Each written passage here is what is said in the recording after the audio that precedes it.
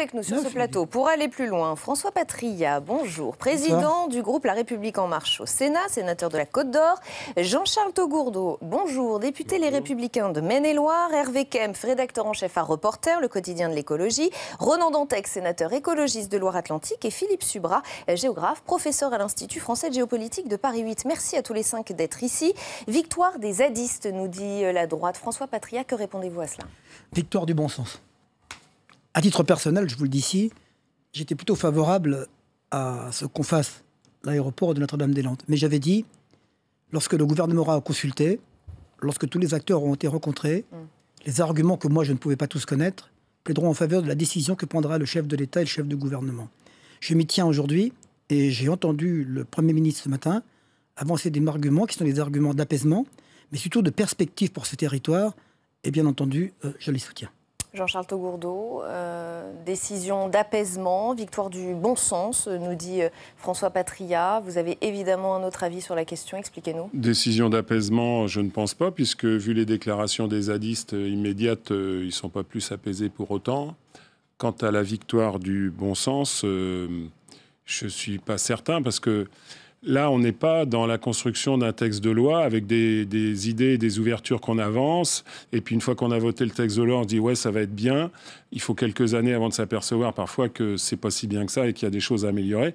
Là, on n'est pas dans la construction d'un texte de loi. Là, on est dans l'action. Et c'est la première fois que ce gouvernement est, je dirais, face à l'action. Alors, on va poursuivre dans un instant cette discussion sur ce plateau. Avant cela, on va rejoindre Tam Tranui en direct de la salle des conférences au Sénat. Elle est aux côtés de Roger Karoutchi. Tam. Et oui, Roger Karoutchi, eh bien, votre réaction tout simplement à l'abandon par le gouvernement du projet de l'aéroport de Notre-Dame-des-Landes. D'abord, c'est contraire aux engagements du candidat Macron. Contraire d'ailleurs à ce que disait Édouard Philippe lui-même avant l'élection présidentielle. Contraire à 179 décisions de justice, contraire à un référendum où il y a eu 1 million de votants dans le département de la Loire-Atlantique.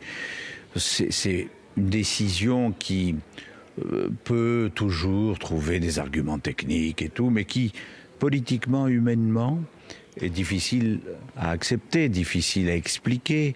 Ça veut dire qu'un vote ne signifie rien, ça veut dire que des décisions de justice ne signifient rien. Comment redonner crédit à la parole publique après ça? Vous avez entendu Édouard Philippe, ses arguments. Il indiquait qu'il y avait autant d'opposants que de partisans à ce projet, que c'était impossible de lancer un projet d'une telle ampleur avec autant d'opposants. Si on cherchait l'unanimité pour réaliser des grands projets, on n'en ferait aucun.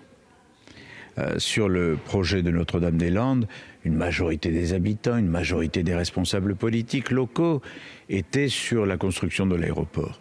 Par conséquent, là-dessus, non, il y a un renoncement. On cède à une pression de certains écologistes ou de certains violents zadistes, très bien. Mais victoire pour Nicolas Hulot? Je ne sais pas si c'est une victoire pour Nicolas Hulot. Est-ce qu'il avait mis, comme certains l'ont dit, sa démission en balance? Je ne le crois pas, ou j'en sais rien, on va dire. C'est à lui qu'il faut poser la question. Mais en tout état de cause, moi ce qui m'inquiète beaucoup, c'est que voilà un élément ancien, un élément lourd, un élément permanent, et on discrédite encore plus la parole publique. Alors, le gouvernement se vantait du discrédit de la parole publique des partis politiques. Il risque d'être directement en boomerang touché par ça. Alors, le gouvernement veut faire évacuer la ZAD. Les zadistes ont déjà dit qu'ils voulaient bien rendre les routes accessibles, mais ils ne veulent pas pour autant évacuer la ZAD d'ici le printemps, comme le disait Édouard Philippe ce matin. Enfin, tout ça devient grotesque. Les zadistes étaient ceux qui disaient il ne faut pas construire Notre-Dame-des-Landes. On leur dit il ne faut pas construire Notre-Dame-des-Landes et ils disent on pose d'autres conditions à l'évacuation. Bon, ça va. À un moment, ça suffit. Mais le gouvernement ne doit pas essayer de nous faire croire qu'il fait preuve d'autorité. Il a cédé sur la non-construction de Notre-Dame-des-Landes. Le minimum, c'est que les zadistes s'en aillent. Merci beaucoup, Roger Karoutchi, pour votre réaction. Merci beaucoup, Tam, et merci à Roger Karoutchi, sénateur LR des Hauts-de-Seine. Je voudrais qu'on écoute également l'une des réactions les plus virulentes de cette journée. C'est celle de la maire de Nantes. Elle parle de trahison et de déni de démocratie. Écoutez. Cette décision est un mauvais coup porté au Grand Ouest. Et pour nous, une trahison. Une majorité de citoyens s'est exprimée en faveur du transfert. Et 18 mois après, l'État leur dit, votre vote ne compte pas. c'est un véritable déni de démocratie. Ronan Dantec, c'est vrai qu'il y a beaucoup de points qui ont été abordés par les opposants à cette décision gouvernementale et notamment cette consultation populaire qui finalement aujourd'hui n'a plus grande valeur. Que répondre à cela ? D'abord, vous savez qui l'a défendu cette consultation ? C'était des anti-aéroports. Moi, je l'ai défendu auprès de François Hollande en lui disant deux choses. Parce que moi, j'étais absolument convaincu qu'on allait au drame. Et moi, je suis vraiment soulagé aujourd'hui. On va éviter des drames humains. Et ça, c'est pas tout à fait rien. Mais je l'avais défendu en disant, et en prenant l'exemple de ce qui s'était passé en Allemagne, en disant, finalement, il faut une mer des batailles démocratiques. Et puis, après, il y aura des gagnants et des perdants. Et une partie du mouvement anti-aéroport avait peu apprécié mon initiative. Danny Cohn-Bendit, François de Rugy avait aussi défendu la même chose. J'avais dit à François Hollande deux choses. Un, c'est l'aéroport du Grand Ouest, c'est le Grand Ouest qui vote. Si tu fais voter que la Loire-Atlantique, tu vas radicaliser les opposants, tu auras tout perdu. On a bien vu comment Johanna Rolland et Philippe Grosvalet sont remontés à l'Élysée dire ça sera la Loire-Atlantique, les yeux rivés sur les sondages. J'avais dit une deuxième chose, j'avais dit on n'a toujours pas une contre-expertise sur Nantes-Atlantique, on pense que c'est faisable, on n'a jamais pu aller voir. Là aussi, refus absolu des pro-aéroports qu'on rouvre le dossier Nantes-Atlantique. Donc moi, je trouve que ce gouvernement, et je ne suis pas tout à fait un soutien du gouvernement en permanence, restaure finalement la parole publique. La médiation a enfin permis cette contre-expertise menée par l'État. Ce n'est pas les médiateurs qui ont écrit ce qu'ils voulaient. C'est le CEREMA, c'est la DGAC, c'est le ministère du Logement qui ont donné des éléments. Et c'est ces éléments qui permettent de dire c'est moins cher de rester en Atlantique et c'est faisable. Et que finalement, là, l'État, à travers le gouvernement d'Édouard Philippe, et moi j'étais assez impressionné par la qualité de son discours tout à l'heure, qui était très complet, finalement on sort un peu de la logique pompidolienne de ce dossier. C'est vraiment du Pompidou dans le texte, à la fois dans la conception, mais aussi dans la pratique. C'est-à-dire l'État décide, et comme il le faisait sur le nucléaire du temps de Plogoff ou de d'autres projets, une fois qu'il a décidé, il raconte ce qu'il veut, il n'accepte pas que quelqu'un d'autre regarde, et là, pour une fois, on a un gouvernement moderne. Et moi, je trouve vraiment qu'une partie des réactions aujourd'hui, et je pense que ça doit faire sourire du côté de La République En Marche, c'est vraiment l'anachronisme, quoi. Républicains et socialistes, qui n'arrivent pas à sortir du monde d'hier, dont ce projet était un archétype. Là, au moins, on a une méthode. On voit à partir de là que normalement, enfin je vais rester prudent, je ne veux pas trop m'enthousiasmer non plus, l'environnement ne sera plus la variable d'ajustement. Et Dieu sait si c'était la variable d'ajustement sur ce projet. Et ça, les auditions que j'ai faites dans la commission d'enquête dont j'étais rapporteur l'avaient très très bien montré. Et que maintenant, quand on voudra faire un grand projet, c'est pas qu'on ne pourra pas faire de grands projets. C'est que quand on fera un grand projet, on respectera l'environnement, on respectera les compensations environnementales, on fera attention à la consommation de l'espace agricole. Ce projet, c'était un projet vraiment je dirais pas du 19e siècle, l'aviation n'était pas très développée, mais vraiment du milieu du 20e siècle. Hervé Kempf, vous diriez vous aussi, pour une fois, l'environnement est passé avant ? Je dirais que la lutte a passé avant, parce que ça n'est pas des zadistes, quelques centaines de personnes sur ce magnifique lieu de bocage et de zone humide, qui a emporté cette victoire et qui a été celle du bon sens, effectivement, comme l'a rappelé M. Patria avec justesse.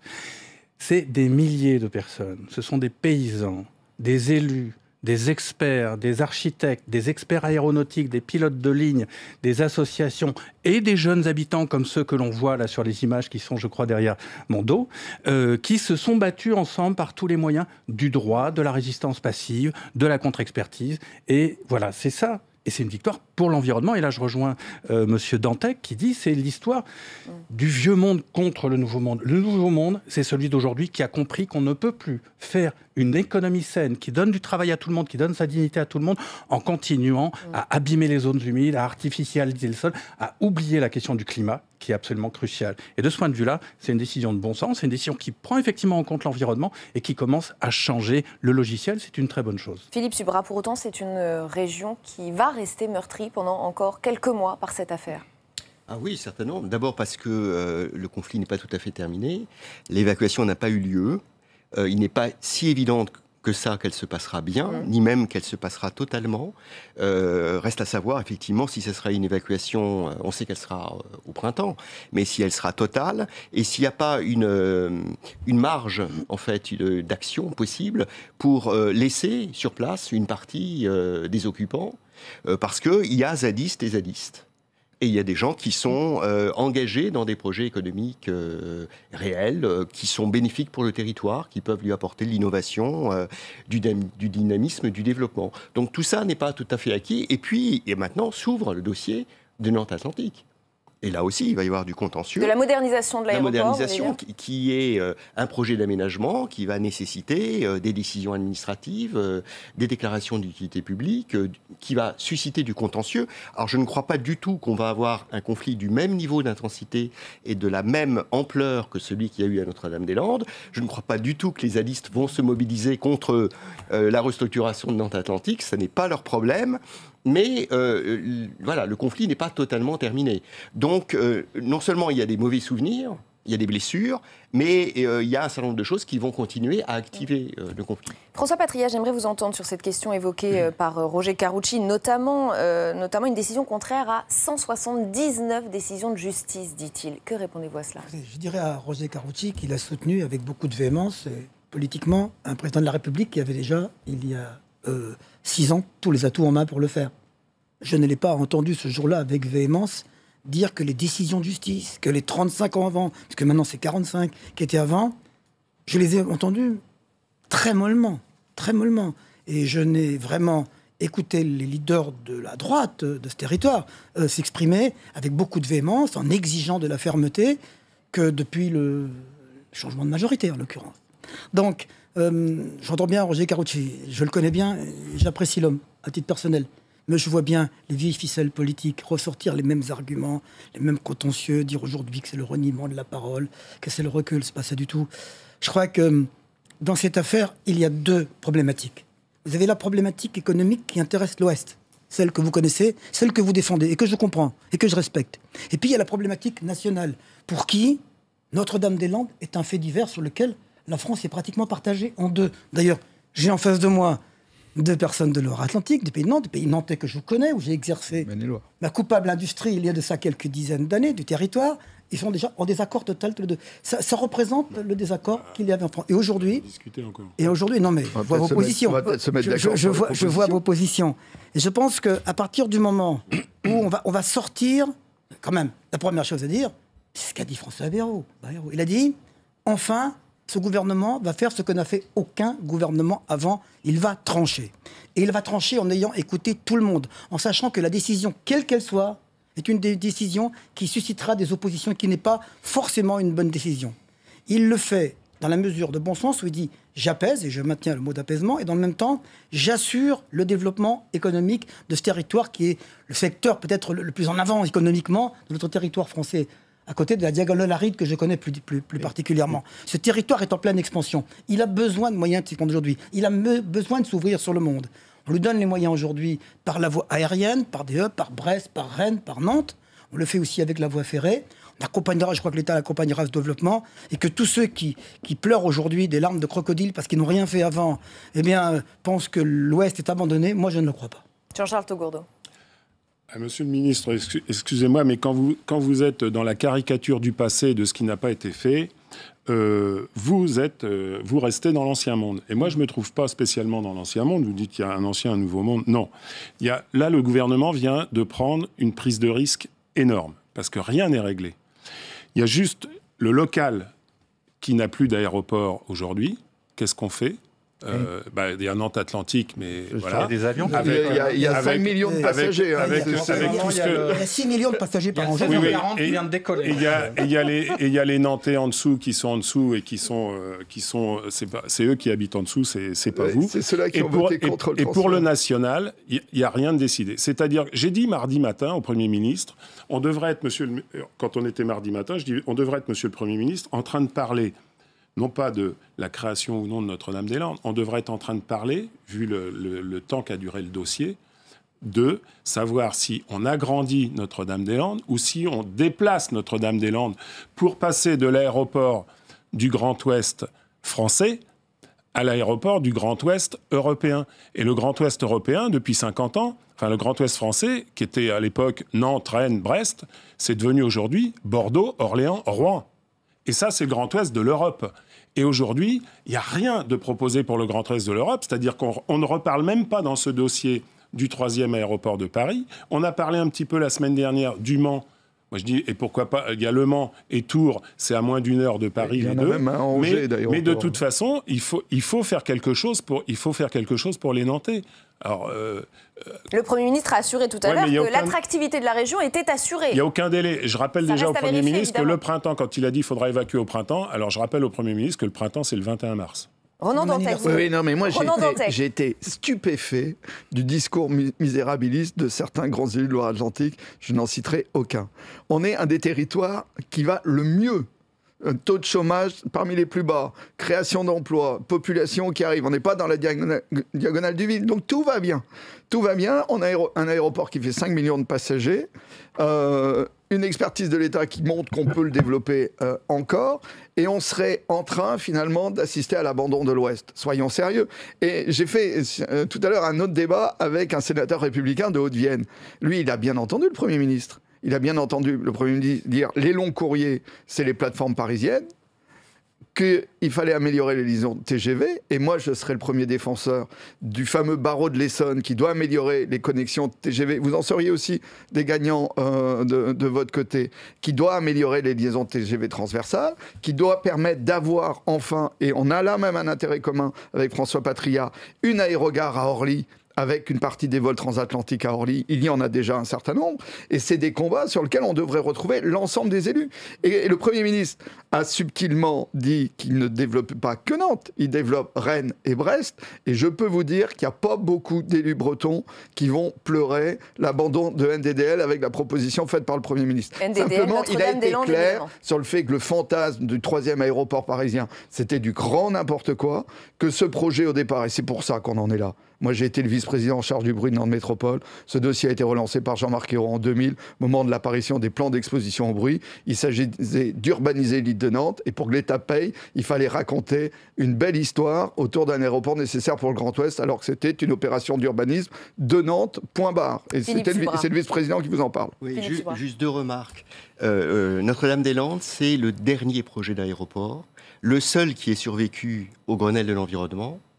Au même moment, le projet d'aéroport, de deuxième aéroport de Toulouse a été abandonné. Toulouse, c'est 1 300 000 habitants dans l'aire urbaine. Nantes, 900 000. Toulouse, c'est à 4h30 de TGV de Roissy et d'Orly, alors que Nantes, c'est à 2 heures. Voilà. Donc, ça dit bien que la nécessité de cet aéroport, je comprends extrêmement bien que les élus la défendent dans leur optique, dans leur conception, leur logique de développement, mais elle n'est pas si évidente que cela. Alors, nous avions posé une question Internet aujourd'hui sur le compte de Public Sénat. Approuvez-vous la décision du gouvernement? C'était donc notre question du jour. Regardez cette réponse de Éric de la Chênaie, qui est journaliste pour Le Figaro et par ailleurs agriculteur en Mayenne. Oui, c'est une décision courageuse et cohérente qui aurait dû être prise il y a bien longtemps, dit-il. L'avenir n'est plus tourné vers des projets pharaoniques qui consomment les terres agricoles et saccagent la biodiversité. Il était question de ça aussi également, Hervé Kempf. Oui, je crois que dans tout, on ne peut pas parler le mot de développement et d'économie si on ne met pas à côté le mot climat et écologie. Là, je suis désolé, monsieur, je suis obligé de vous dire, l'ancien monde, c'est celui qui oublie le climat. Mais laissez-moi parler. Eh bien, écoutez, alors je ne vous parle pas, puisque vous ne voulez pas écouter.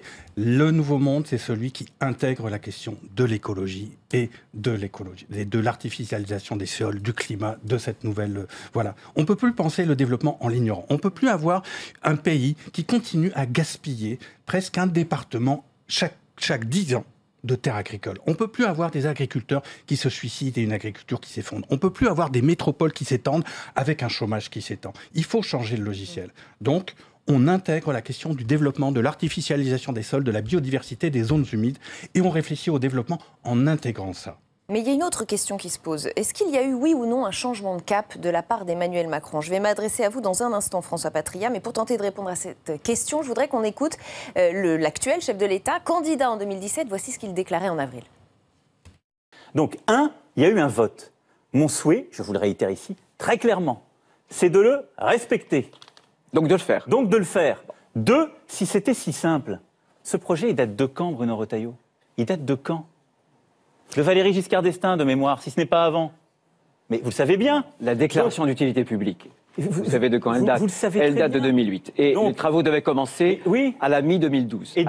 Et donc, pourquoi ça n'a pas accéléré? Parce que c'est plus compliqué qu'un claquement de doigts. Et vous le savez très bien. Il y a eu un vote, mon souhait c'est de le respecter très clairement, disait Emmanuel Macron, candidat. Il y a eu changement de cap, c'est très clair. Comment expliquer cela à nos téléspectateurs qui pourraient être un peu désarçonnés par cette décision aujourd'hui? D'ailleurs, ça prouve que le chef de l'État a pris acte du fait qu'il pouvait y avoir une solution alternative, qui avait toujours été repoussée par tous ceux qui étaient les porteurs ou les défenseurs de l'aéroport, qui n'ont jamais voulu l'étudier aujourd'hui. Le chef de l'État, élu en mai, juin, dit « Nous prendrons la décision à la fin de l'année et pour ce faire, je prendrai des avis éclairés. » Il prend des gens qui sont indépendants, qui ne sont pas impliqués politiquement, avec des experts, avec autour des gens. Et à l'issue de ces travaux, il s'aperçoit qu'aujourd'hui, on peut faire, peut-être à moindre coût, parce qu'il y a aussi le problème de Vinci derrière, on peut aujourd'hui répondre à la demande des 6, voire des 9 millions de passagers pour 2040. Et qu'on peut le faire dans des conditions qui respecteront effectivement les normes environnementales aujourd'hui. Mais il y a un point sur lequel je voudrais revenir.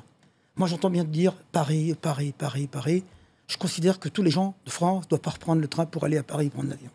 Donc il faudra quand même trouver des endroits. Aujourd'hui, il va y avoir 1 milliard de passagers de plus dans les avions d'ici les 10 ans qui viennent. 1 milliard. Donc il faudra bien qu'il y ait des avions dans notre territoire. Donc le fait d'aller à Paris, 4 heures de Paris, 6 heures de Paris, moi je vois bien, j'habite à Dijon. Soit c'est Lyon, soit c'est Paris. Et Paris, c'est Roissy-sur-Nord. J'ai tenté avec la région Bourgogne de faire fonctionner un aéroport. Je n'y suis pas arrivé, faute non pas de passagers, mais de gens qui pouvaient à l'époque, qui acceptaient de le faire. J'ai renoncé en disant, bon, on va aller à Bâle-Mulhouse, on va aller à Lyon, on va aller à Paris. Mais on ne pourra pas développer le territoire français si seules les métropoles actuelles bénéficient des grands hubs. Donc il faudra trouver d'autres solutions. Et je crois que c'est la réflexion aussi menée. Donc, que le chef de l'État soit renié, je ne le pense pas. Je crois qu'il est tout à fait sincère. Il a ouvert toutes les portes, il l'a fait. Et puis parfois, c'est intelligent non pas de revenir sur la parole donnée, parce qu'en général, il dit ce qu'il fait. Il fait ce qu'il a dit.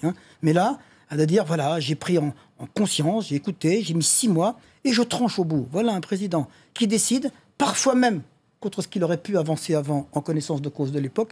Je crois que c'est un signe d'intelligence. Jean-Charles Taugourdeau, c'est ce qui vous met aussi en colère, ce changement de cap du chef de l'État? Vous pensiez qu'il allait aller jusqu'au bout de ce qu'il avait annoncé lorsqu'il était candidat? Ou il a fait preuve de pragmatisme, nous dit François Patriat, il a écouté, il a pris le temps? Non, ça ne me met pas en colère. C'est une grande déception. Quand je dis qu'il y a une vraie prise de risque, c'est que de toute façon, il n'y a rien de clair pour la suite. Et quand il y a une décision politique très claire aujourd'hui. Quand je parle du Grand Ouest européen, ce n'est pas un vain mot. Aujourd'hui, c'est Bordeaux, Orléans, Rouen qu'il faut raccorder au reste de l'Europe. Sauf qu'il y a déjà une décision politique claire. C'est un bon début dans ce dossier qui traîne depuis 50 ans peut-être. Non, parce que moi, je ne serais pas pour l'agrandissement de Nantes Atlantique, puisque compte tenu des nuisances qu'il y a aujourd'hui, là, je soutiens les Nantais pour dire que ça suffit. Et les risques à prendre, à voir passer les avions au-dessus, c'est une vraie question, les nuisances sonores et le lac protégé qui empêcherait l'extension de l'actuel aéroport. Que répondra à cela, Ronan Dantec ? L'exemple du lac de Grandlieu est vraiment très intéressant pour dire que plus jamais ça. Tous les grands élus ont passé leur temps à dire qu'il y a une menace sur le lac de Grandlieu. Ils avaient pourtant le témoignage du directeur de la réserve de Grandlieu qui disait qu'il n'y a aucun impact. Ils avaient un rapport de l'Adréal, donc de l'État, qui disait il n'y a aucun impact. Ça ne les a pas empêchés, en le sachant, de continuer à faire tous les plateaux télé, encore aujourd'hui, disant il y a un impact sur le lac de Grandlieu. Alors qu'en termes d'urbanisme, je rappelle que j'étais le vice-président en charge de l'environnement de la métropole nantaise, donc je connais un petit peu le dossier. En termes d'urbanisme, l'aéroport actuel protège le lac de Grandlieu en empêchant l'urbanisation sur ce territoire. Donc faux argument de la droite. Faux argument, mais c'est pas vrai ou faux argument, c'est que le sachant, une partie des grands élus ont continué à faire les plateaux télé en disant il y a un impact sur le lac de Grandlieu. Ça pervertit le débat. Le problème qu'on a sur ce dossier, et c'est pour ça qu'il y a eu cette mobilisation de dizaines de milliers de personnes, c'est que le débat a été perverti en permanence. Et ce que Édouard Philippe a dit d'intéressant aussi, c'est de dire plus jamais ça, c'est-à-dire revoir les méthodes du débat public. On l'a fait il y a juste avant Noël ici au Sénat. On a fait voter par exemple, c'était une des propositions de la commission d'enquête dont j'étais rapporteur, le fait que maintenant, l'avis de l'autorité environnementale, c'est un peu technique mais c'est important, il y aura une réponse du maître ouvrage dans l'enquête publique. Ce n'était pas le cas à l'époque de Notre-Dame-des-Landes. Donc je pense qu'effectivement, il y a eu beaucoup de fables. Cette idée du grand aéroport avec des longs courriers n'a aucun sens par rapport au climat. Je rappelle que l'aviation civile internationale, on verra si elle tient l'objectif, a dit neutralité carbone en 2027, ce qui veut dire qu'il y aura obligatoirement un renchérissement des prix, et puis toujours cette concentration, ce qu'a dit Édouard Philippe, sur des longs courriers, sur quelques plateformes. Donc notre question aujourd'hui, c'est bien comment va-t-on prendre l'avion à Orly ou à Roissy, voire à Saint-Ex. Mais Saint-Ex, à Lyon, n'a jamais réussi à faire de transatlantique vers les États-Unis non plus. On facilite ça. Ça veut dire moins d'émissions de CO2 pour les gens qui ont besoin d'aller ailleurs dans le monde. Et c'est une vision cohérente. Cette vision cohérente-là, il était temps qu'on l'ait.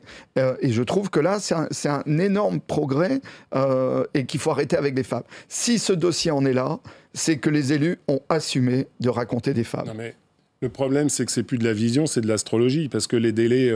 ce que j'espère au moins, c'est que cette expérience-là va nous dire plus jamais 40 ans pour un grand projet. Parce que moi, je suis allé cet hiver... Il y a 15 ans, on parlait à Panama de doubler les écluses du canal de Panama. Aujourd'hui, c'est fait. Même pas, ça fait déjà quelques années que c'est fait. On n'est pas capable, nous, en France, aujourd'hui, moi, j'attends que le gouvernement s'engage à nous dire, dans 5 ans, les problèmes aéroportuaires français sont réglés. Hein.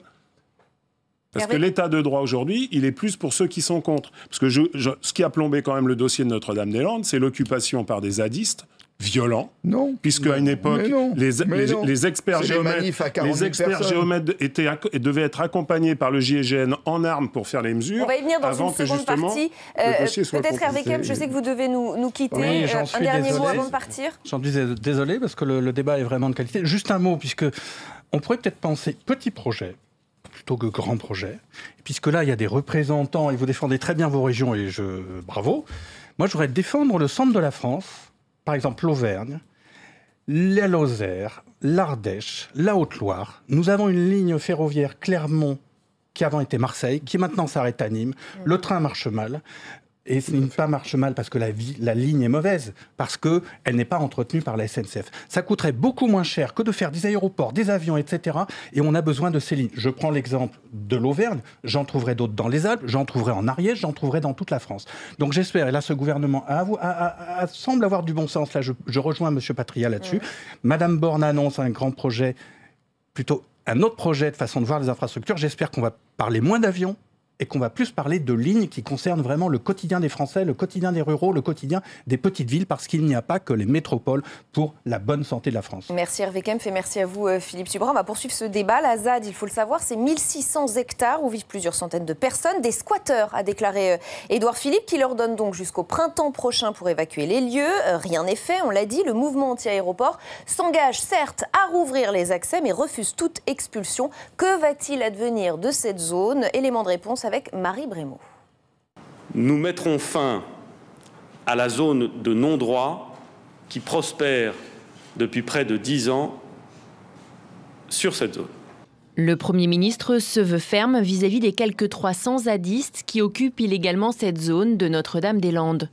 Mais face à une situation qu'il sait explosive, Édouard Philippe laisse un délai aux occupants. Ils ont jusqu'au printemps pour partir. À défaut, les forces de l'ordre les expulseront. Objectif du gouvernement, rétablir la circulation au sein de ces 1600 hectares traversés par 3 routes et mettre fin à tous les squats établis.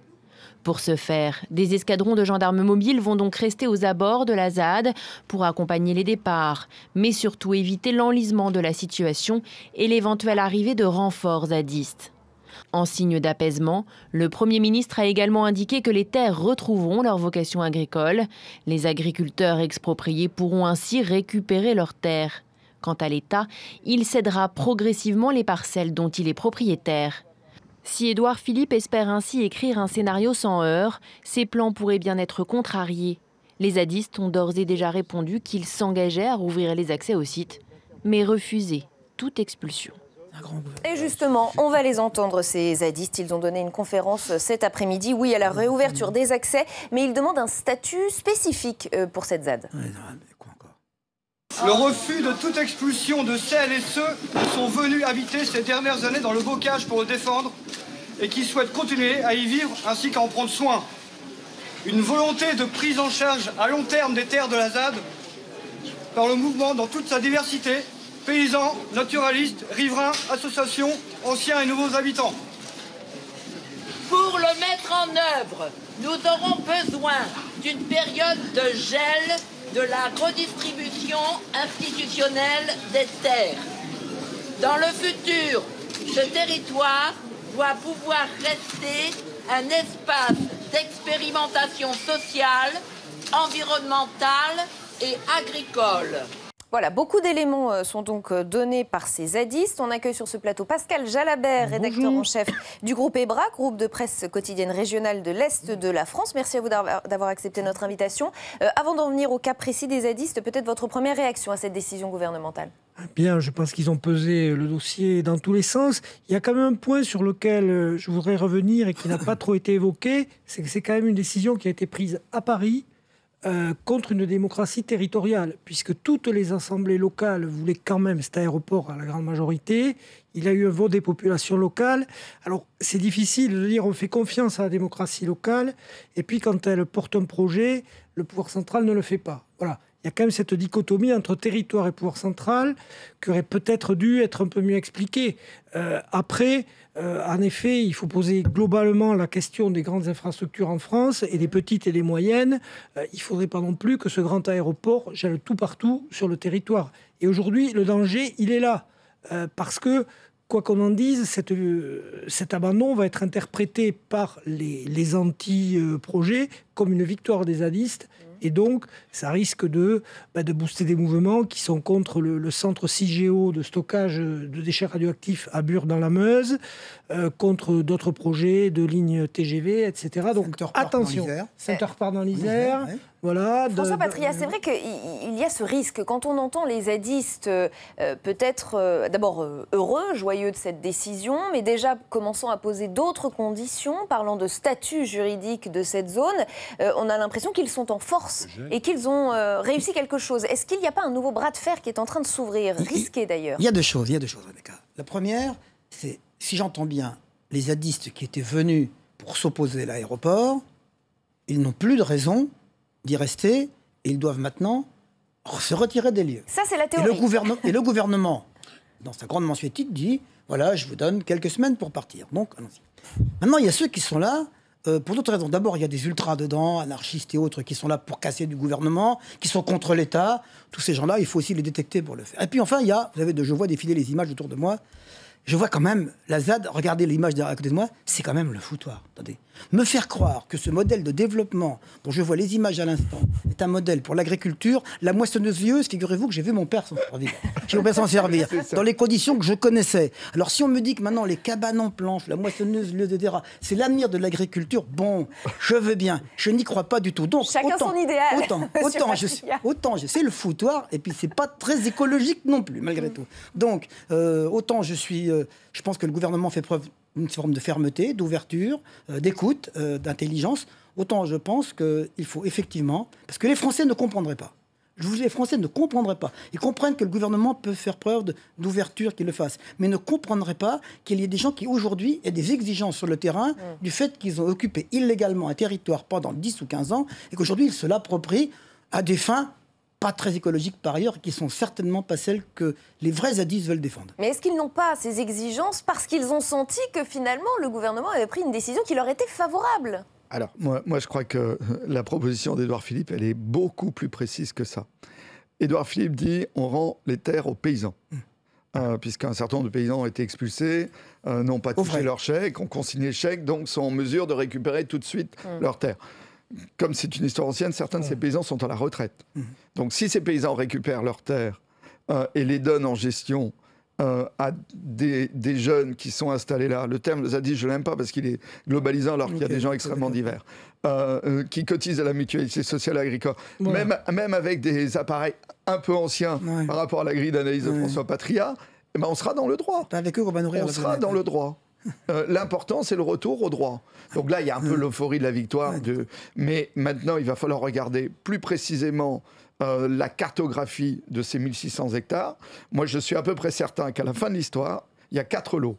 Un lot, effectivement, pour des jeunes qui sont venus là, qui ont des projets qu'on peut discuter, mais la bonne santé d'une société, c'est aussi sa capacité à laisser des espaces d'expérimentation, même si on peut être sceptique sur ces espaces d'expérimentation.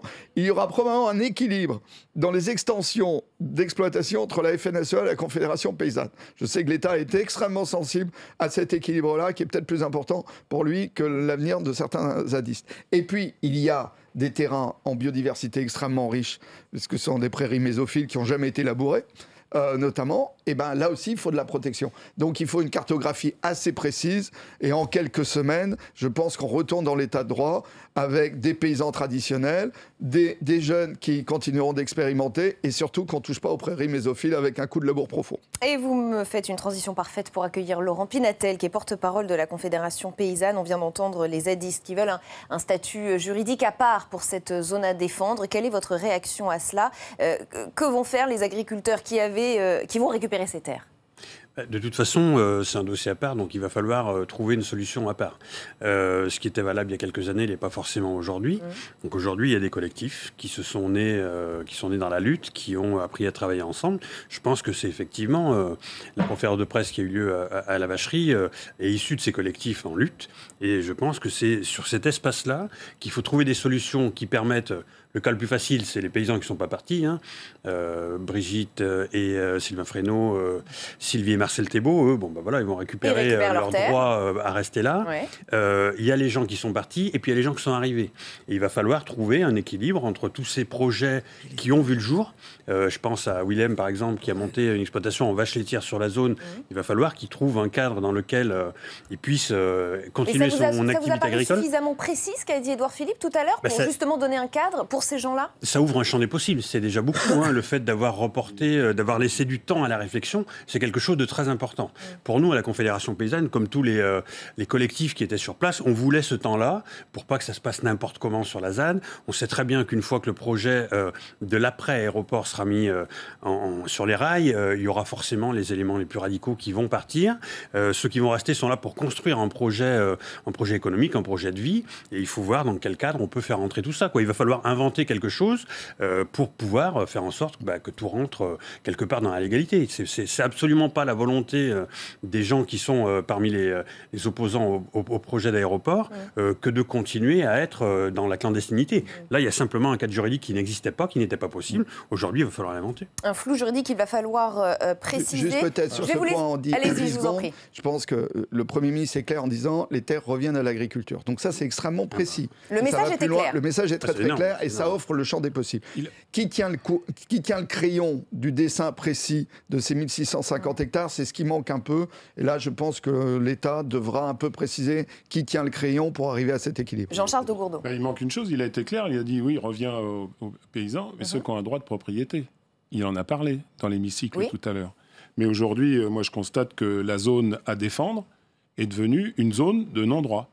Puisque de toute façon, même les zadistes aujourd'hui demandent un gel juridique. Ils ont bien dit ça. Ils demandent un gel juridique en attendant de trouver un cadre différent. Ils ne sont pas dans le non-droit, puisqu'ils proposent eux-mêmes de réouvrir les routes qui sont barrées. Je veux dire, c'est quand même quelque chose qui était inimaginable. Non, mais c'est quelque chose qui était inimaginable il y a encore quelques heures. Inimaginable. Alors c'est là qu'il faut qu'on revienne. C'est là qu'il faut qu'on remette la route. Vous êtes quand même qu'on remette de l'ordre. Non, mais attendez, il faut quand même qu'on remette de l'ordre dans la République. Et là, je dis que le gouvernement prend un très gros risque d'une crise très grave au niveau de la République, parce que les Français ne supportent plus ce manque d'ordre dans la République. Ça, c'est Attendez, faux, la semaine dernière, ils supportent l'évasion fiscale tous les jours, ils peuvent supporter ça 5 minutes. Et la semaine dernière, des pompiers qui se font caillasser manifestent à Lyon, on leur envoie une compagnie de CRS avec matraque et gaz lacrymogène. Oui, mais il y a un moment donné, il faut savoir faire respecter le droit, et là, il y a évacuation de la ZAD. On est tous d'accord sur le retour au droit, ça veut dire aussi la capacité d'intégrer des expérimentations qui sont des expérimentations intéressantes. L'histoire du droit de propriété, c'est un propos qui est malvenu. Le droit de propriété, c'est l'État qui est propriétaire. Attendez, moi, pour monter mon entreprise agricole, j'ai acheté des terres, je ne les ai pas occupées pour après me les faire donner. Laurent Pinatel, pour qu'on comprenne bien, quels sont vos rapports avec les zadistes ? Parce que c'est vrai, on l'a dit, il y a des profils très divers sur cette zone à défendre. Il y a les agriculteurs, il y a ce que je qualifierais d'utopistes, ceux qui ont envie d'un autre monde, et puis il y a les durs, ceux qui sont par définition en opposition avec l'État. Est-ce que vous les soutenez ? Quels sont vos rapports ? Quels sont les rapports? Nous, la Confédération paysanne, on est dans le collectif qui est sur la zone, qui vit sur la zone. Après, nous, Confédération paysanne nationale, on vient en appui de la Confédération paysanne locale. Moi, depuis 2013, que je suis porte-parole de la Confédération paysanne, tous les ans, je me suis rendu 1 à 2 fois sur Notre-Dame-des-Landes. Je suis allé de nombreuses fois sur la ZAN, rencontrer des gens qui vivent, qui sont, comme ça vient d'être dit, potentiellement dans la décroissance. Ce qui, pour moi, est plutôt quelque chose... c'est plutôt des gens qui tracent un chemin différent. C'est pas pour ça qu'il faut les montrer du doigt ou les stigmatiser. Les rapports sont plutôt bons avec ces gens-là, quoi. Et aujourd'hui, l'annonce qui a été faite... Mais vous parlez des images de 2012. Moi, j'y suis allé encore l'été passé sur la ZAD. On parle de choses qu'on ne connaît pas. La ZAD, il y a des gens qui ont envie de construire des projets. Il y a des gens qui sont paysans... On les a caricaturés, ces gens? Bah oui, après, peut-être que certains d'entre eux se sont donné moyen d'être caricaturés. Hein. On ne va pas non plus dire ils sont angéliques. Mais l'immense majorité des zadistes, l'immense majorité des gens qui sont allés là-bas pour construire un projet de vie, il va falloir trouver une solution pour qu'ils puissent continuer de vivre de leur activité agricole qui est réelle sur place. Alors, je voudrais qu'on écoute à présent Joël Labbé, sénateur écologiste du Morbihan. Il a réagi sur cette ZAD au micro de Tam Tranui. Écoutez. Pour moi, il fallait surtout pas de solution qui pourrait paraître de la provocation. Alors l'état de droit doit s'imposer, le gouvernement doit prendre les mesures qui conviennent.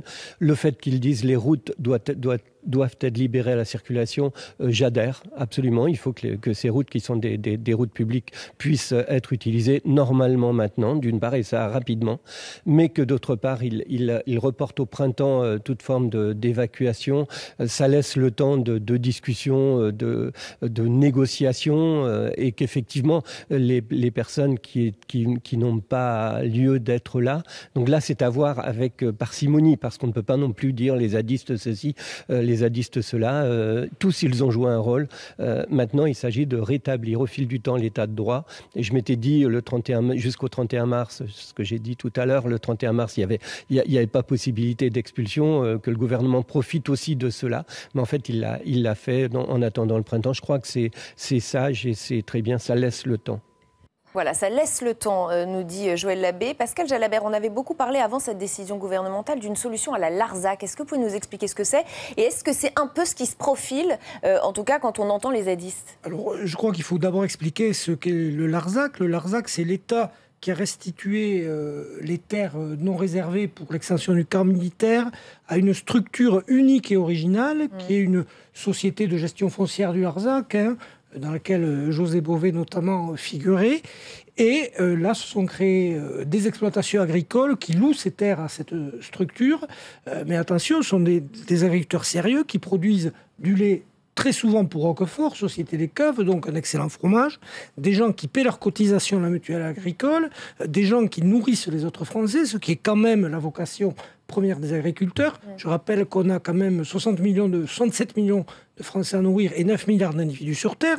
Donc, c'est quelque chose de très structuré, de très sérieux et qui vit de son économie. Mais est-ce que c'est pas envisageable dans ce cas-là? On ira vers ça. Il faut y réfléchir, mais attention à ne pas verser dans quelque chose qui soit l'assistanat. Parce qu'en effet, on a parlé de gens anti-système qui veulent inventer autre chose, mais je crois qu'ils allaient quand même à la cave de Loire-Atlantique chercher les aides sociales. Donc attention, si on fait le modèle Larzac, il est vertueux, il a réussi. La preuve, ça fait 40 ans qu'il dure. Donc il faut le structurer. On peut prendre cet exemple-là, mais il faut que ce soit structuré, sérieux, avec des projets rentables. Je ne sais pas, le Larzac, il fonctionne aussi parce que c'est quand même sur une zone AOC, avec des gens très compétents qui savent faire de la qualité. Et là, vous remettez en question les zadistes. Non, pas du tout. Mais les conditions sont-elles requises? Le professionnalisme est-il là? Ce sont des choses à voir avant. Peut-être qu'il faut faire de la formation, peut-être qu'il faut inventer des cadres juridiques. Ou inventer autre chose encore que la solution à la Larzac. Moi, je pense, et sans répondre à la place de Laurent Pinatel qui connaît mieux le dossier que moi, mais on n'est pas très loin de Nantes. On va être sur un territoire qui est globalement un territoire bio, un grand territoire bio, avec une population acheteuse extrêmement importante à Nantes. Moi, je suis convaincu qu'en termes d'AMAP, qu'en termes peut-être demain, on aura des AOC Notre-Dame-des-Landes, il va y avoir un marché derrière. Effectivement, pour ceux qui sont arrivés là, et moi je refuse un peu le terme zadiste parce que je trouve qu'il ne veut pas dire grand-chose, à partir du moment où il n'y a plus la lutte, ils vont devoir se projeter à 10, 15, 20 ans. Donc ça change. Et c'est un moment culturel compliqué d'ailleurs. Mais ça change, y compris la projection dans l'avenir de ceux qui ont commencé des expérimentations. Je suis même prêt à prendre un pari. Le futur maire de Notre-Dame-des-Landes, dans 20-25 ans, il y a des chances qu'il soit né ou qu'il soit venu sur la ZAD. On sait très bien que derrière, c'est des gens, les gamins sont déjà à l'école, qui investissent le milieu associatif et qui créent une dynamique. Donc moi, j'ai aucune inquiétude. On a quelques cas de personnes un peu fortement en rupture, qu'il faudra traiter au cas par cas. Et qui trouveront probablement une autre zone à défendre dans les semaines à venir. Une fois qu'il n'y aura plus de lutte, pourquoi ils resteraient 20 ans alors qu'ils n'ont pas de projet agricole? Il n'y a aucune raison. Comme ils savent très bien, et ça fait consensus, que ça ne restera pas une zone de non-droit, qui pourrait être une zone refuge, que ça n'est pas possible, bah, ils vont partir. François Patria, pour en revenir à ce modèle Larzac, est-ce que vous savez si c'est envisagé par le gouvernement? Puisque pour l'instant, c'est encore un petit peu flou, l'avenir de cette zone à défendre, à part le fait que les agriculteurs qui ont un titre de propriété récupéreront leurs terres. Est-ce que vous savez si c'est envisagé par le gouvernement? Même si on savait depuis la remise du rapport que l'aérodrome de Notre-Dame-des-Landes serait vraisemblament abandonné. Bah, t'aurais dû nous le dire, on l'avait senti. Du temps. On l'avait senti, d'ailleurs la presse. Après, et dans le même temps, jusqu'à aujourd'hui 13h, personne ne savait ce qu'entendait faire le gouvernement, quelles étaient les modalités. Je crois que le fait de dire « je rends à l'agriculture des terres qui ont un avenir agricole sous les formes qu'évoquent possiblement, on en entend qui sont parfaitement possibles. Mais moi, je ne peux pas accepter, parce que je suis pour l'état de droit, d'ultimatum de gens qui aujourd'hui occupent des territoires qui ne leur appartiennent pas. Alors à ce moment-là, tout le monde peut s'installer dans la forêt de Cîteaux, dans le parc de Rambouillet. On n'est pas chez soi, mais on veut défendre. Donc moi, je crois que, non pas à la mansuétude, mais à l'intelligence que fait le gouvernement, doit répondre dans le même temps la fermeté quant à ce que cette zone soit libérée et redistribuée à des gens qui en sont propriétaires aujourd'hui, ou à des gens qui ont des projets cohérents et dans lesquels le schéma des structures pourra les installer. Mais toute autre forme de dire on y est, on y reste, on a gagné, et que demain faire de triomphalisme ne me paraîtrait pas une bonne méthode. C'est un peu ce qu'on a ressenti effectivement lors de cette conférence de presse. Jean-Charles Taugourdeau. Enfin, vous dites on s'y attendait pas. Moi, je lis un petit peu la presse. Quand je vois les positions de Mathieu Orphelin avec José Bové qui fait la une de Presse Océan et qui explique justement ce que vous disiez et qui va sans doute se passer, c'est donc que Nicolas Hulot, en clair, c'est la position que défendait Nicolas Hulot. Je rappelle que Mathieu Orphelin était le porte-parole de Nicolas Hulot. Donc voilà. Donc on sait très bien ce qui se tramait et ce qui voulait se passer. C'était ou Notre-Dame-des-Landes ou ça. Et ça va être ça. Laurent Pinatel, le modèle Larzac, il est souhaitable? Je ne sais pas s'il est souhaitable. Disons que le modèle Larzac, il existe et ça permet de voir qu'il y a quelque chose qui est possible de faire. Aujourd'hui, il y a cet espace-là et c'est aux gens qui vivent sur cet espace-là de construire leur modèle dans lequel tout le monde va pouvoir rentrer. Il y a des gens qui aujourd'hui produisent... On écoute Laurent Pinatel, s'il vous plaît. Il y a des gens qui aujourd'hui produisent même plus que ce qu'ils ont besoin. Ils ont une surface en céréales pour produire du pain pour l'ensemble de la ZAD. Il y a trop de pain qui part sur d'autres secteurs. Il y a trop de légumes produits pour l'ensemble de la ZAD. Donc il y a un modèle économique qui est ce qui est, mais qui est existant.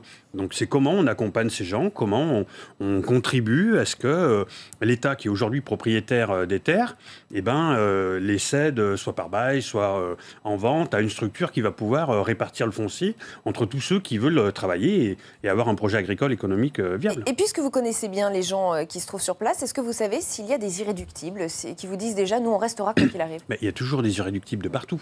Et donc sur vous nous confirmez, il y en a qui ne partiront pas et qui iront au rapport de force avec les forces de l'ordre? Je ne sais pas s'ils partiront ou s'ils partiront pas. Le rapport de force, moi je pense que... Vous le savez peut-être un peu, vous connaissez leurs intentions. Réellement, mais après, les gens, le rapport de force, il existera que s'il y a des gens qui se mettent vraiment dans l'illégalité. Je pense qu'aujourd'hui, le collectif qui dit de lui-même, nous on va réouvrir la route des chicanes, la rendre accessible, c'est quand même un geste très fort. C'est un geste normal. On va pas non plus... non, mais c'est vrai, c'est normal. Mais voilà, ça va quand même dans un sens sur lequel on peut imaginer qu'il y a une co-construction possible entre l'État, qui doit être un acteur majeur de l'après, et puis les gens qui sont sur place. place. Alors sur un plan plus politique, c'est assez rare pour être signalé, les députés de la France Insoumise ont salué la sagesse gouvernementale. Je vous regarde, vous, François Patriat, à l'image d'Adrien Quatennens. Regardez son tweet.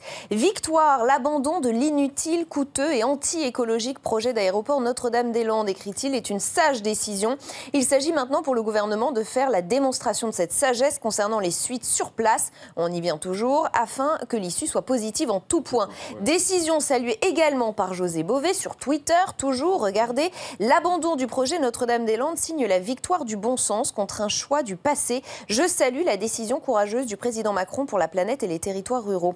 François Patriat, pardon pour cette question directe, mais est-ce que Emmanuel Macron a aussi fait un geste en direction de la gauche, de celle qu'il avait peut-être un petit peu délaissée ces derniers mois en étant plutôt un président de droite? Quand je lis les tweets des gens de la France Insoumise, je savais qu'Emmanuel Macron était capable de rassembler large. Ouais, mais là, il y a une recomposition impressionnante. Il fait plus fort qu'encore que je ne l'ai jamais dit. Oui. Et je l'apprécie d'autant plus. Non, c'est pas par manipulation, par calcul. Je pense que, vous savez, j'ai toujours dit, Emmanuel Macron a une vision.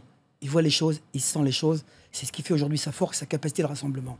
Sur ce, il prend aujourd'hui cette décision qui lui paraît être une décision de bon sens, de rassemblement, d'apaisement et d'intelligence pour le futur, parce que dans le même temps, il prévoit le jeu économique. Mais il pourra prendre demain une décision que la France Insoumise critiquera à outrance. Il l'a fait hier sur l'immigration. Il l'a fait hier, on voit bien. Donc, non, il n'y a pas de calcul de la part du chef de l'État aujourd'hui. Il y a simplement une volonté de rassembler les gens, de faire avancer ce pays, de faire gagner l'emploi et l'économie, et par là même de réduire les inégalités. C'est ça le choix d'Emmanuel Macron. Jean-Charles Taugourdeau, est-ce que vous pensez, d'un point de vue cynique toujours, mais il y a toujours un peu de calcul politique dans des prises de décision aussi majeures, est-ce qu'Emmanuel Macron a replacé le curseur à gauche selon vous ? Non, ça vous laisse perplexe. Ça me laisse perplexe. Je pense que le printemps, comme je disais, c'est le 21 mars. Et ce 21 mars, il ne va pas être si tranquille que ça, si joli que ça, ce printemps-là, parce que c'est très clair que sur d'autres chaînes, les zadistes ont dit qu'il est hors de question d'accepter une évacuation, quelle qu'elle soit. Les irréductibles faisant partie d'eux, et voilà. Alors je ne sais pas si maintenant on va maintenir 2000 gendarmes ou policiers. Ils n'auront plus l'opinion publique avec eux. Et ils seront beaucoup moins nombreux, mais il y a une chose dont on n'a pas parlé du tout, mais ça mettra une autre émission sans doute, c'est le coût de l'abandon de Notre-Dame-des-Landes. Évalué à 350 millions, ne serait-ce que les dédommagements pour Vinci. Non, mais Vinci ne va pas demander 350 millions. Vinci a fait un communiqué hier en disant « Nous sommes intéressés par la privatisation d'aéroports de Paris ». Enfin, il faut atterrir un moment. Donc, il y a des choses qui... Mais par intervenir... Vinci, c'est pas un enjeu pour Vinci. Si c'est ça, c'est pire. En plus, pour Vinci, je ne sais pas si vous avez entendu le Premier ministre, mais le Premier ministre dit « On va améliorer... » Et on salue François Patriat qui quitte ce plateau. On va améliorer Nantes, Rennes et Brest. Oui. Les 3 aéroports sont gérés par Vinci. Tout de même, Ronan Dantec, revenons-en à la politique. Est-ce que c'est oui ou non une victoire pour Nicolas Hulot ? Oui, c'est une victoire pour Nicolas Hulot, évidemment, parce que si Notre-Dame-des-Landes se fait, ça veut dire que les enjeux de biodiversité, les enjeux de climat et les enjeux de consommation des terres agricoles sont passés par pertes et profits. Donc ça veut dire qu'il ne pèse pas. Donc je pense que pour lui, ça lui permet de rappeler aujourd'hui qu'on ne peut plus considérer que ce sont des données secondaires. Donc c'est sa victoire. Mais je le redis, il ne faut pas voir cette décision comme une décision politicienne. Je crois que c'est une décision sur le fond qui correspond à un projet très spécifique où effectivement le débat a été malmené, où l'environnement a été particulièrement malmené et que ça nous redonne des bases pour les autres projets. Ça ne veut pas dire qu'il n'y aura pas d'autres projets en France. Ça veut dire que ces projets ne pourront pas considérer que l'environnement est une variable secondaire. Mais... Après, moi, il me semble quand même, en regardant les élus de l'Ouest, qu'à part ceux qui se sont énormément engagés sur ce dossier, il n'y a pas énormément de protestations. Je trouve que c'est très, très subtil de dire, par exemple, qu'on va mettre les aéroports bretons, les 3, Nantes, Brest et Rennes, en réseau. Alors, Angers a été un peu oublié, mais c'est un petit aéroport. Mais ça veut dire pour éviter une contestation locale. Ça veut dire que les élus finistériens que je connais bien, je suis né à Brest avant d'avoir été élu à Nantes, pour eux, c'est plutôt gagnant, la décision d'Emmanuel Macron. Donc, à part ceux qui sont vraiment trop engagés pour reculer, ou ceux qui font leur miel politique, comme Bruno Retailleau, sur la peur du zadiste, pour les autres, il y a beaucoup plus de gagnants que de perdants. L'élu de Haute-Vienne républicain avec lequel j'étais est intéressé par l'amélioration des liaisons TGV vers Orly. Il nous reste 2 minutes, je voudrais vous entendre tous les trois avant de Moi, terminer je voudrais dire que c'est une décision politique à haut risque et aussi qui peut-être rassemble un peu à gauche, mais qui oublie tous les paysans qui ont travaillé toute leur vie, qui sont aujourd'hui en retraite et qui ont bien du mal à compter leur fin de mois. Et là, on fait un pont d'or à des gens qui se sont apparemment, c'est ce qui va se passer. On va faire un pont d'or à des gens qui se sont installés là, qui n'ont pas le droit de propriété. Moi, je retiens ce qu'a dit Édouard Philippe, c'est évacuation de tous ceux qui n'ont pas de droit de propriété. On va vous laisser répondre, Laurent Pinatel. Oui, je ne vais pas répondre. Nous, on fait, à la Confédération paysanne, on fait le pari de l'intelligence collective. L'intelligence collective, elle a déjà été marquée par la déclaration d'Édouard Philippe sur, effectivement, l'abandon, mais aussi sur le propos, sur la vocation agricole, sur le temps de réflexion qui est laissé aux acteurs qui sont sur place pour s'auto-organiser, pour proposer une solution. Quelque part, il y a un peu de ça. Et il y aura l'intelligence collective, il y aura le pari de réussir. Personne n'a la volonté d'aller à l'affrontement, personne n'a envie que ça devienne le Far West. Il y a une solution. La revendication, c'était l'abandon du projet d'aéroport. Il y a une victoire aujourd'hui. Maintenant, on va construire sereinement le reste et les éléments les plus radicaux partiront. Et il y aura des projets qui permettront de servir et les nouveaux paysans qui sont sur place et ceux qui voudront revenir. Il y a de la place pour tout le monde. C'est immense, notre Pascal Jalabert, vous avez 30 secondes pour conclure. Oui, ben, je crois que politiquement, il y a quand même une chose qu'il faudra reconnaître à ce gouvernement, à Édouard Philippe, c'est que lui, au moins, aura décidé. Parce qu'il y a quand même les 4 gouvernements précédents, depuis 2008, où la déclaration d'utilité publique a été prise, qui ont, vous voyez, botté en touche, attendu le prochain quinquennat. Là, au moins, il a décidé. Et deuxième enseignement qu'il faudra tirer, c'est qu'on ne peut plus traîner des projets comme ça, quels qu'ils soient, pendant 40 ou 50 ans. Et on est obligé de s'arrêter là. Merci.